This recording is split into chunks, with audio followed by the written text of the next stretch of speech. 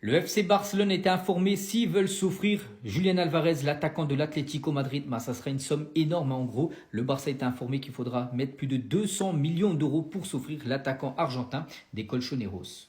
Aujourd'hui, concernant la séance d'entraînement, c'est une très bonne nouvelle. Regardez qui était de retour à l'entraînement collectif. Gavi, les gars, les joueurs font une aide d'honneur à Gavi, bien sûr, aujourd'hui, à l'occasion de ce retour à l'entraînement collectif.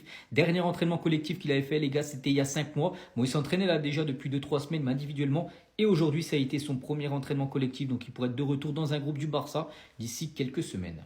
A noter que le Barça, sur les 6 prochains matchs officiels, 5 rencontres à domicile. On sait que le Barça est bien meilleur à domicile qu'à l'extérieur. Regardez la preuve, les 2 derniers matchs à l'extérieur, 2 défaites. Et le Barça a remporté quand même ses 8 matchs officiels au Camp Nou cette saison depuis son retour au Camp Nou. Donc depuis le retour au Camp Nou contre Bilbao, que des victoires. Donc là, c'est pour ça que les 6 prochains matchs, 5 matchs à domicile, il faut cartonner.